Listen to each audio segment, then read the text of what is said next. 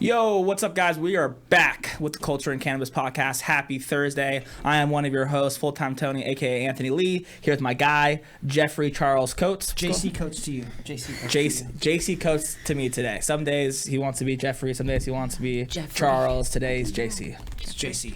JC always. JC, we have some awesome guests in the studio. We do. Who we got?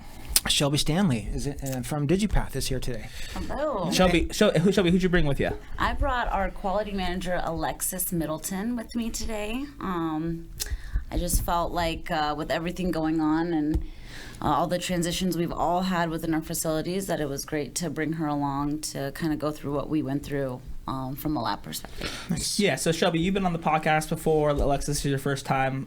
For people that don't know, your title is the Quality Control Manager? Yeah, so I do quality management, quality assurance.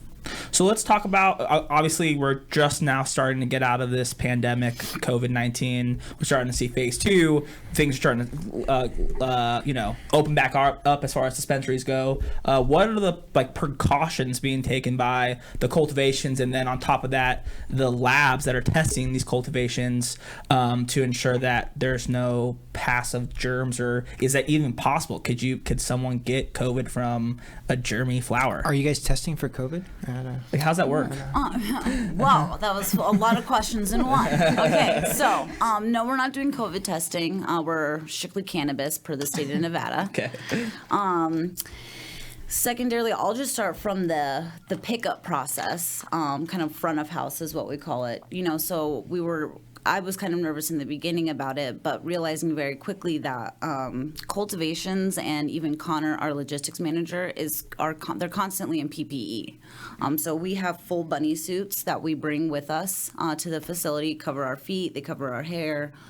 We have mouth guards, gloves. We have a bottle of ISO constantly with us, so we're constantly cleaning ourselves and our utensils just out in the field alone. And then all of those items are disposed of at that facility and fresh new items used at the next pickup. So that's something we've always done and kind of made me feel a lot better, again, with Connor out in the world doing sample pickups throughout this process, because as you guys know, we were all deemed essential right along with dispensaries, cultivation, and production. So yeah, that was a big thing for us. We also serviced the Reno area, so from that perspective, instead of flying, we drove the samples. So it's a little bit more of a logistics takes longer logistically, but we wanted to make sure we were able to service those guys during this time as well. And so again, went up there a couple times during this process and did the same thing. Like, for instance, when I went up, on the way up there, I brought my own food, I brought my own stuff for the car. So really all I was doing was using a glove and a mask to fuel the vehicle. So really trying to minimize all that. And then once it was back at the lab, I'll let Alexis kind of take it from there and what we kind of implemented at the lab from the beginning to ensure everybody was safe and the product. Yeah, so we are a BSL2 lab, meaning biosafety level 2. And with that, it's due to the fact that we handle some microbes and some chemicals that are deemed hazardous. So kind of like what Shelby was saying, we already have our own PPE that we use on a regular basis prior to COVID. So typically our employees are always wearing lab coats, protective eyewear, and gloves whenever they're doing any kind of sample processing to prevent exposure to themselves, but also to prevent any kind of cross-contamination. But really the only difference I saw, we all wear masks now continuously, pretty much, and switching them out throughout the day. And then we do practice social distancing. Initially, kind of in that kind of fearful, unknown phase, we were very staggered. But now that we kind of have an understanding and we have kind of a better practice of how to socially distance, we do practice that and kind of maintain the staggering. That's great. Yeah, that's awesome. I think as well as maintenance of everyone's individual stations. That's another thing that the lab's broken up to where there's intake that has their station, and aliquoting has their station. Each individual test has theirs, so everybody ensuring that their space was clean and I think, stuff we were already doing, Yeah. which has been nice. We just took it to, I think, like another kind of like OCD level in the beginning to Yeah. ensure everything So we was- carry we carry around like on a normal day where we have IPA and bleach with us at all times, spraying down stations for cross contamination reasons. For the way that we generate our results, we don't want somebody else's sample to contaminate the sample we're testing. So it's a lot of stuff that we do on a regular basis that I think is helping keep us protected. And cultivations have done a good job from what I've seen. Yeah. I've seen, them all take kind of an extra step as well, with staggering schedules, having minimized staff altogether, in the building while certain things are going on throughout the growth process. I think the plant is more susceptible at certain times. So again, from what I've seen, everybody's taken an extra step in the cultivation world as well to be extra clean, extra safe, and Definitely. protect their employees at the same time. Yeah, 100%. Yeah. Do you think, like, what do you think the vibe is of the industry? Like, do we think that we're gonna start seeing less and less restrictions, or do you think that this COVID has now changed the way that we're gonna start doing testing, where we're having to take these precautions for now on and forever? Or do you think it's gonna start? Do you think the state's gonna be like, you don't have to wear a mask all the time now? Or what do you think that setup is? Change everything forever, really, the way that humans interact. I've already seen it. People, I watched it in front of me the other day at a gas station. I keep using this reference, but someone went to open the door for someone else and they were like, no, I don't want to walk in behind them. Like, it's like, you lose this human connection almost too of people even interacting, and I think we're going to see it trickle effect. And I've also said from the beginning that people will become accustomed to deliveries. That delivery system is just going to become a new norm. It's we're going into the 12th week of all of this, so for the past almost 3 months people have just been getting it at their doorstep. There's a 21 days to create a habit. Right? Yeah, 100%. So people are just already going to be, I think that's going to be a much larger portion of the market. But with everything opening up as soon as tomorrow, it sounds like, and casinos as early as June 5th, that brings a whole level of tourism that we haven't had. So I think that's going to definitely change the industry. And then as more people figure out delivery and come online, I think that's going to help.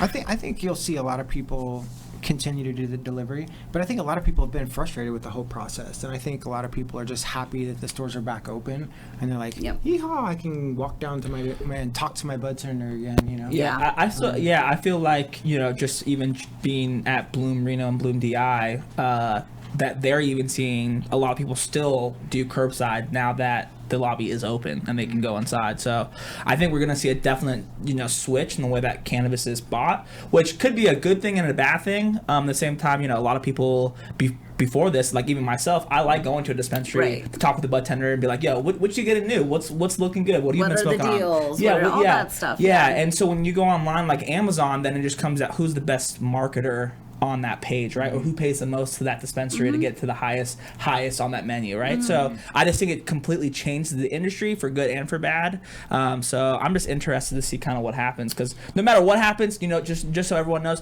culture in cannabis is going to be adaptable. Yeah, and I think from a lab perspective, what we're gonna see is things get. What we would hope, I would think you would agree, is standardization. Yeah. Amongst the labs. So I think that's something that hasn't been driven hard enough. So I think that's what's going to happen. It's not going to be necessarily you have to have this piece of equipment, you have to use this method, but there will be approved equipment, approved methods, and start to really standardize how people run THC, how they run terpenes, how they're running micro.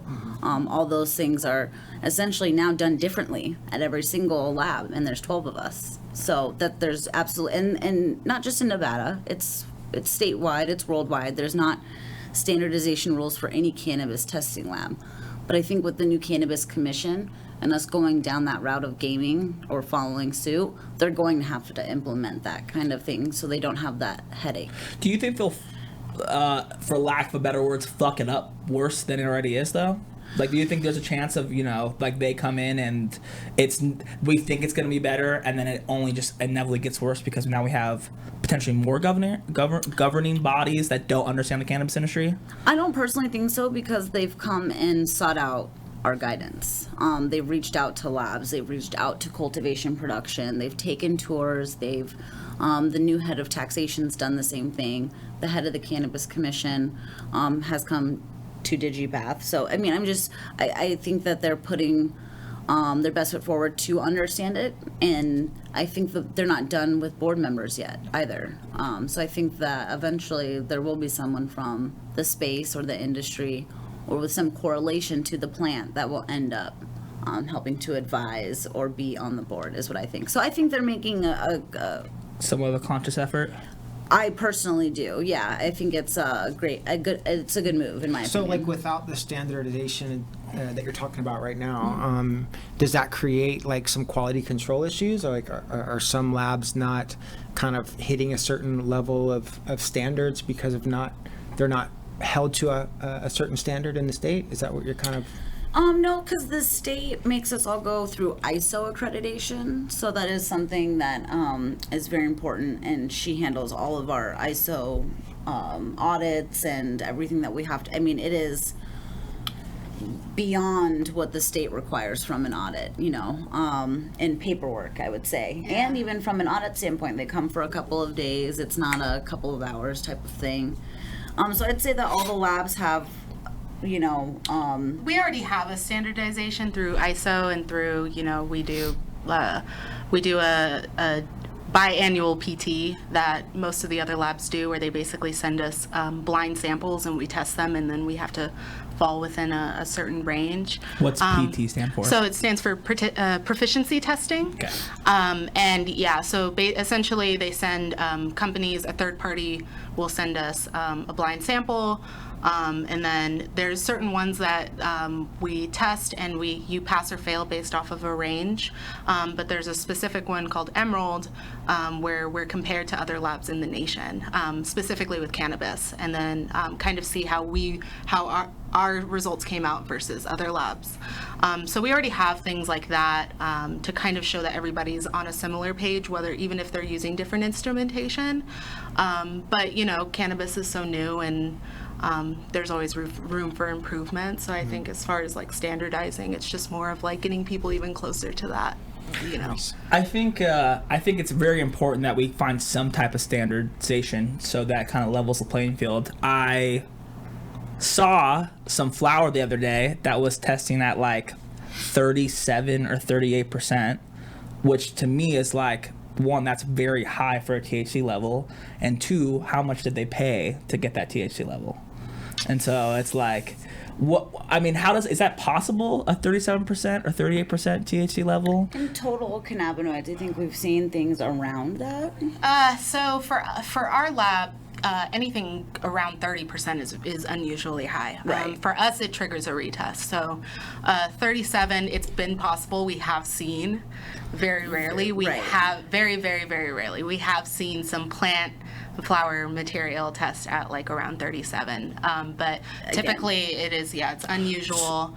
And it's something that is kind of not necessarily a red flag, but it triggers. And I would say we've seen it more from like in the beginning too, when people were told or it was insinuated you could use keef to put on your flour. Mm-hmm. So there was a lot of confusion in the beginning with keef versus flour, and if you could sell keef by itself, and then if not, if it came off the plant, just put it back on the plant kind of thing. Yeah. In the beginning. And I think that's what again, when we potentially saw things like that, but again, having it so high should cause And one of the biggest things about ISO accreditation is impartiality, is separating yourself from the clients on a conflict of interest level.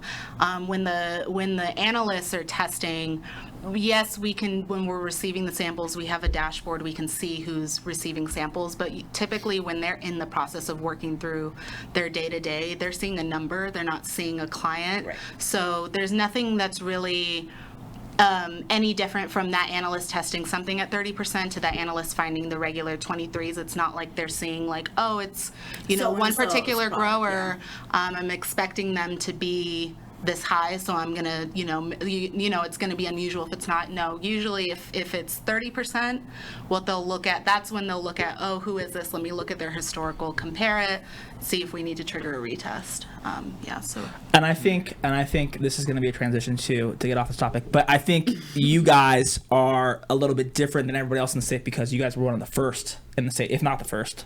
You guys have now been. I like to say we're the first. You guys have now been. You guys just celebrated your 5-year anniversary, yes. and I think that congratulations. That's a massive accomplishment to have a cannabis business for 5 years is like 20 years in this industry. That's how it feels. It feels like so. We've been through a lot. Yeah, Right? to say the least. So with that being said, do you think it's because you guys have been tried and true? So you guys and you guys have been through the fire too. You guys haven't walked out of this unscathed. There's definitely some bumps and bruises that we all have to take, whether that be from competitors or the state, whatever that may be.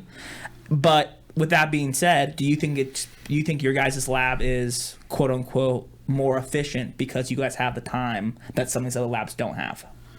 I've always kind of said that we did have that initial time. I mean, think back when the industry first started in 2015, there were 2 growers, 2 labs, and 1 dispensary. That's how this all started, over a Memorial Day weekend, to be honest with you. It's pretty crazy to think back then. So you didn't have a ton of product. There wasn't, it wasn't flowing like it is now, where there's, I believe, 81 producers, 115 cultivation. It's totally kind of changed from when it first started. So we did have that initial time, and I do think as much as it burned sometimes to be the first open and to have that, where's the volume and what do we do? We had all this equipment to go and make sure that we could read, like she said, this cannabis matrix as well as we possibly could when we hit the ground running. Yeah. And so from there, it's just been continuing that same accuracy while scaling. I think, we saw a scale with rec. And we've seen a scale over time, so we've made sure that we've gone in and tried to duplicate almost every piece of equipment we have, as well as make sure that we have the proper employees and staff to make sure that it's a well-oiled machine. Or that's a big thing we pride ourselves on as well, is having the proper people in the correct spaces with the correct machines. Yes, we do cross-training once they've mastered their craft, but we have chemists doing chemistry, we have microbiologists doing microbiology, and that's a very big part of, I think, this matrix. You have to have people that kind of know what they're doing and can troubleshoot and think on their toes, and so we've been blessed to have that along with elite equipment to keep us, again, as accurate while scaling. So, let's say I want to work, in the cannabis industry, and I decide I want to work in your side of it, right? So, what kind of education or what kind of certifications do I need to work at your lab to test cannabis? So we typically encourage anyone with a biochemistry background, chemistry background, biology background, something of the sort, to be able to step in on an analyst level. We like people, or we prefer people who would have some understanding of even just laboratory, but instrumentation, most importantly. It is something that can be trained, but we don't want someone to just turn an instrument on and off and run it. We want them to really know the ins and outs and kind of really treat it like an entity rather than just a machine. But we encourage people who are, at a lab technician level where they're not necessarily working with the instrumentation, but they're, helping around the lab and stuff.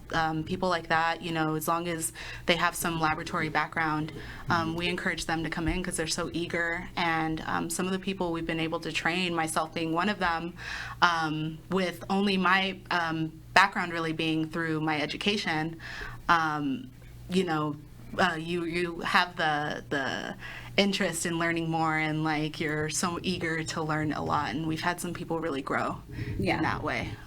Especially you. Yeah, Thank you. Yeah.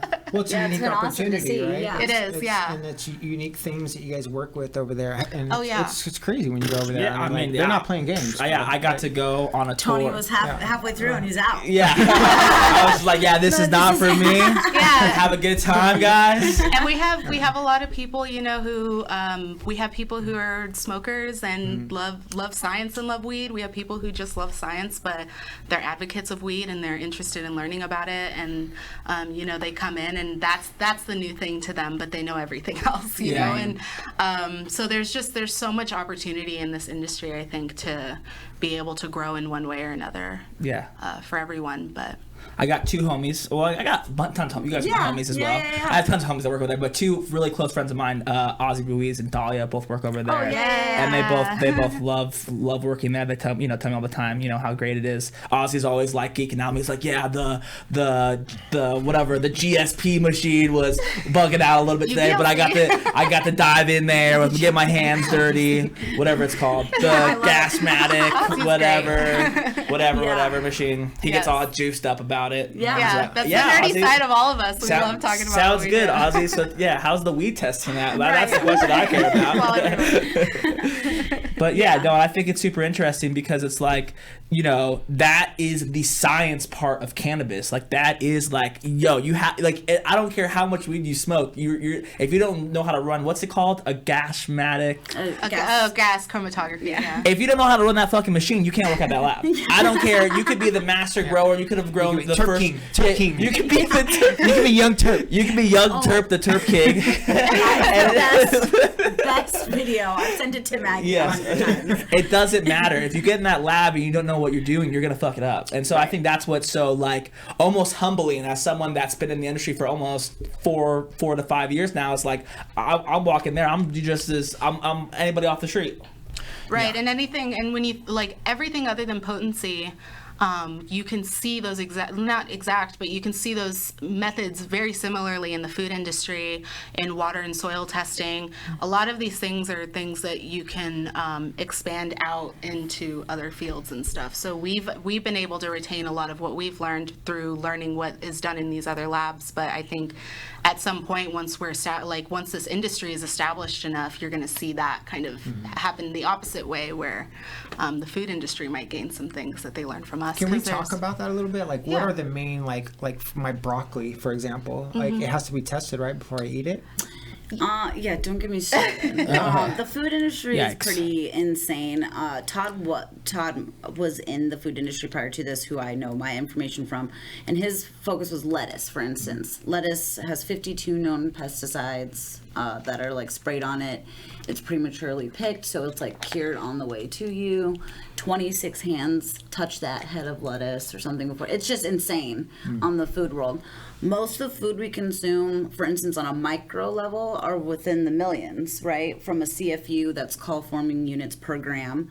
And that's how micro is measured for the most part. And that most of our food is, again, from what I understand, in the millions. And the product you're smoking in Nevada is in the 100,000s. So as far as CFUs and micro. So your product, your cannabis product in Nevada is cleaner than some of the food you consume. Yeah. Really. It's pretty crazy. So I would say that based off the limits that they've set in Nevada, the cannabis you smoke in Nevada, in Las Vegas or Nevada or Reno, is probably the cleanest, safest product you could ingest. You still gotta decarb the weed though. You gotta light that shit up. Well, could you eat weed? Would it decarb? Without decarbing it, I don't think it would. I don't think it would affect. Like your stomach acid wouldn't light it up. I don't. No. Doesn't work that way. No. If only. Just a little snap. Just try it. Yeah, let's try it. It's green, so it should be good for you. Yeah. I'm looking at Jason like, Jason, you're gonna eat some poison ivy. Jason's like, fuck, why have I been eating all these nuts? I gotta stop. But juicing cannabis leaves is something that I wish, you just get so little out of juicing. But that's a big thing. I wish someone was doing it on a large scale and someone was selling in bottles. Yeah, like now you see all like the cooking cannabis shows and all this stuff. We've been watching one, I think, on Netflix. And, Oh, yeah. And I watch it with Bong my girl. Appetit. I smoke way more. Oh, really? Yeah, that's awesome. What is it? Bong Appetit. This one is, I think it's great. called Cooked. Yeah, okay. Bong Appetit's on Vice. It's on Vice. Vice. Yeah, Yeah. they had it on. And That's then- awesome. But they're chopping up like raw like cannabis leaves, and my girlfriend's like, does that get you high? And I'm like, yeah, I don't think so. I think you gotta smoke it. Yeah, it's not gonna. Probably a garnish. But if they put it in the Garnish. oven, right? If they put it in the oven, All you have to do is cook it. So Cook you it. can. I've seen processes where they heat up oil in a pan and they throw some nugs in there, and that cooks it. So you can strain it out after, and the oil is now Infused. Medicated. infused. But I think when it comes the leaves themselves, the part of the actual plant that's just like the vegetative is what they call it, the vegetative part of the plant that's just the leaves and stuff. All of that doesn't even have the cannabinoid content that you would like the see in buds the do. flower, Yeah. in the buds. That makes sense. Yeah, so again, so it's it's probably probably a garnish. more likely a garnish than anything. Chopping but again, it up. juicing the leaves, do you think that would be? I mean, yeah. What if you just had like Like all the fan plant leaves and plant things? material, right? Let's just say you had everything, and you're able to grind that all up and then juice it. What do you think that would be able with the flower, everything, the full plant, full form? As far as like being able to make you feel something from it, Yeah. I think the key part is the decarboxylation step. So you would need to heat it up in some So way. so that makes sense. So no weed milkshakes. Huh? No. not yet. Well, you can decarb it and make it and yeah. then freeze it after, and then Boom. you have Yeah, a there you weed. go. Yeah. Boom. There you go. So.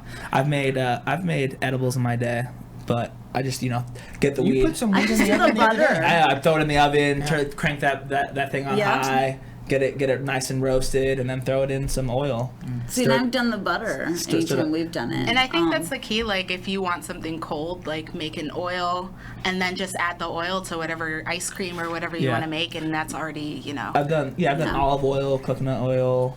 When my and stepdad was first vegetable diagnosed, oil. we were making our own RSO at home. It was cute because he'd never really been into that, so he felt like he was like Breaking Bad in the backyard. His little fan and his rice cooker, and Yeah. we're making grams of it. Yeah. It was so funny. But yeah, we were super. It was something very interesting to do together because again, he had never ingested cannabis prior to getting diagnosed. Yeah. It wasn't even a thought in his mind. And then when he did get diagnosed, and I was working at the lab. It was just a given. He was a patient. He could make his own product, and then we were able to ensure that product was clean and safe as well. So That's awesome. it's huge. Cannabis industry is super interesting. There's a lot going on with To it. say the least. Yeah, I was just about to say. It's like a lot of people Oh, forget God. about the testing side of it, and it's We're the it's a- redheaded stepchildren, I say. It's a whole nother world. But yeah, I mean, I think that you've been testing our products, right? Yeah. The culture and cannabis products that's been coming out, it's been tested. Good. Full disclosure.